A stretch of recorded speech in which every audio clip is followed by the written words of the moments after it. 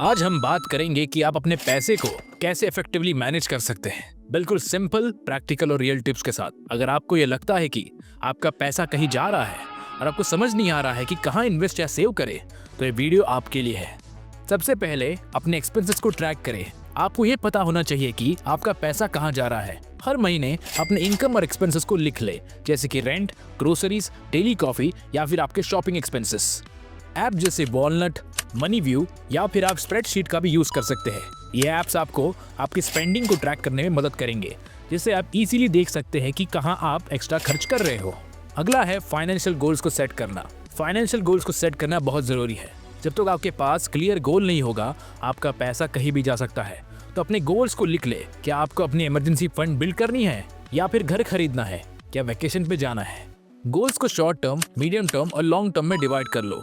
जैसे पहले अपने इमरजेंसी फंड को 3 से 6 महीने का बना लो, फिर लॉन्ग टर्म इन्वेस्टमेंट पे फोकस करो। अब बात करते हैं बजट की। 50-30-20 रूल को फॉलो करने से आपका बजटिंग बहुत आसान हो जाएगा। 50% अपने एसेंशियल्स पे, जैसे रेंट, ग्रोसरीज, बिल। 30% अपने लाइफस्टाइल एक्सपेंसेस पे, जैसे एंटरटेनमेंट और ईटिंग आउट। और 20% चला जाना चाहिए आपके सेविंग्स और इन्वेस्टमेंट्स में। ये रूल बेसिक है, बट ये काम करता है। अगर आप अपनी नीड्स को पहले मैनेज करते हैं और फिर अपने वांट्स को बजट करते हैं, तो आप अपने पैसे को एफिशिएंटली मैनेज कर सकते हैं। अब बात करते हैं इमरजेंसी फंड की। ये एक ऐसा फंड है जो आपके अनएक्सपेक्टेड एक्सपेंसेस के लिए हमेशा रेडी हो, जैसे मेडिकल इमरजेंसी, जॉब लॉस या अर्जेंट रिपेयर्स। अपनी लिविंग एक्सपेंसेस का 3 से 6 महीने का फंड बिल्ड करना स्टार्ट करो। आप शुरुआत में छोटा स्टार्ट कर सकते हो, जैसे कि 2000 या 5000 महीने में, लेकिन इंपॉर्टेंट ये है कि आप रेगुलरली कंट्रीब्यूट करें। और अगला है डेप्ट। डेप्ट को मैनेज करना बहुत जरूरी है, स्पेशली जब बात हाई लेवल इंटरेस्ट डेप्ट की हो, जैसे क्रेडिट कार्ड्स। इनका इंटरेस्ट रेट बहुत ज्यादा होता है और ये आपके फाइनेंसेस को ड्रेन कर सकते हैं। डेप्ट स्नोबॉल मेथड यूज करो या फिर डेप्ट अवलांच मेथड यूज करो। स्नोबॉल में आप सबसे छोटी डेप्ट को पे ऑफ करते हैं और अवलांच में सबसे ज्यादा इंटरेस्ट वाले डेप्ट को पहले खत्म करते हैं। अब आती है इन्वेस्टिंग की बात। सेविंग्स इंपॉर्टेंट है, लेकिन इन्वेस्टिंग जरूरी है अगर आप लॉन्ग टर्म वेल्थ बनाना चाहते हो। SIP में आप 500 रुपए से शुरू कर सकते हो और आपके पैसे ग्रो होने लगेंगे।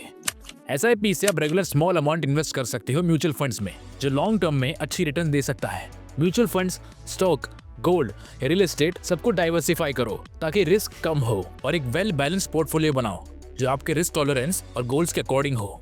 अब बात करते हैं रिटायरमेंट प्लानिंग की। रिटायरमेंट प्लानिंग बहुत जरूरी है, खास करके इंडिया में जहाँ पेंशन सिस्टम्स उतना स्ट्रॉन्ग नहीं है। अपने रिटायरमेंट के लिए पब्लिक प्रोविडेंट फंड या फिर नेशनल पेंशन सिस्टम में इन्वेस्ट करो। ये दोनों लॉन्ग टर्म ऑप्शन है जो टैक्स बेनिफिट के साथ आपको रिटायरमेंट के लिए सिक्योर करते हैं। जितनी जल्दी आप अपनी रिटायरमेंट प्लानिंग शुरू करेंगे, उतना ही ज्यादा आप अपने फ्यूचर को सिक्योर कर पाएंगे। लास्टली, अपने फाइनेंशियल प्रोग्रेस को ट्रैक करना ना भूले। अपने बजट, सेविंग और इन्वेस्टमेंट को हर 6 महीने में रिव्यू करें।